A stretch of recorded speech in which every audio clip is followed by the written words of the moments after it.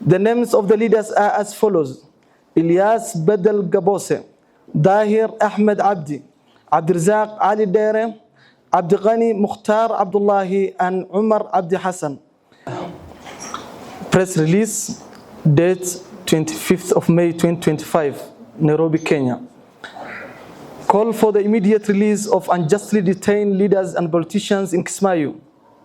We, the elders and community representatives of Jubaland, issue this urgent call for the immediate and unconditional release of Somali leaders and politicians currently held in arbitrary detention in Kismayu. The names of the leaders are as follows: Ilyaas Baddal Gaboose, Dahir Ahmed Abdi, Abdirazak Ali Dere, Abdighani Mukhtar Abdullahi, and Umar Abdi Hassan. These individuals have been held for a prolonged period without formal judges, access to legal representation, or in judicial process. Among them, Ilyaas Baddal Gaboose is a sitting senator in the Federal Parliament of Somalia Upper House, a role that accords him constitutional protection and legal immunity under Somalia's law. His continued detention is a direct violation of parliamentary privilege and undermines the integrity of the federal institutions. Such detention, carried out without any due process, constitutes a grave violation of both Somali national laws and intentionally recognized human rights standards. It also undermines the basic principles of political participation, freedom of expression, and the rule of law. The harm extends beyond the detained individuals themselves. Families have been left without answers, and communities live in fear of political motivation arrests. While this statement highlights known names, we acknowledge that there are many others unaccounted for who may also be suffering similar fates in silence. This is not only a legal and moral issue, it's a national concern.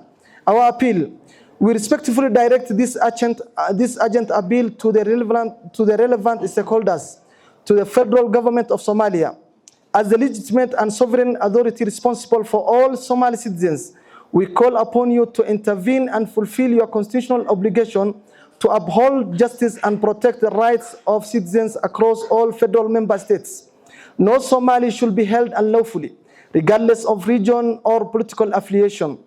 To the international community and Somali's key partners, United Nations Assistance Mission in Somalia, UNSOM, African Union Transition Mission in Somalia, ATMIS, the Intergovernmental Authority on Development, IGAD, the European Union and its member states, the governments of the United States, the United Kingdom, and Norway, the Organization of Islamic Cooperation, OIC.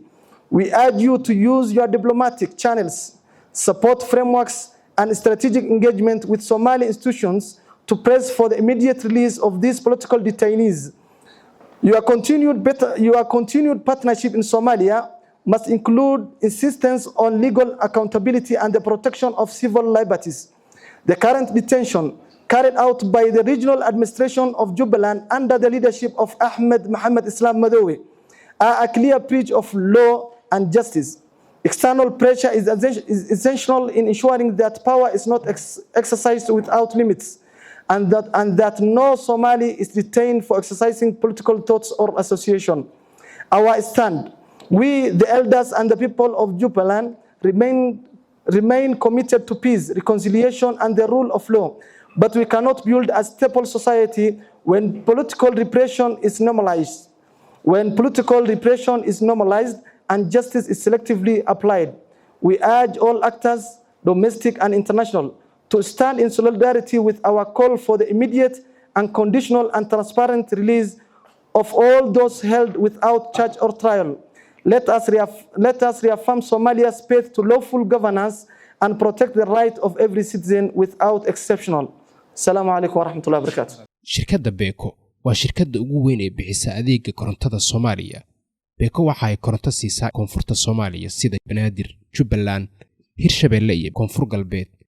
Beko waxa ay siisaa adeeg koronto oo dhameystiran dhammaan 17 degme ee gobolka Banaadir iyo goobaha ugu waaweyn magaalada Muqdisho sida airportka Aadan Cadde, dekedda Muqdisho iyo dhammaan safaaradaha iyo hay'adaha caalamiga ah.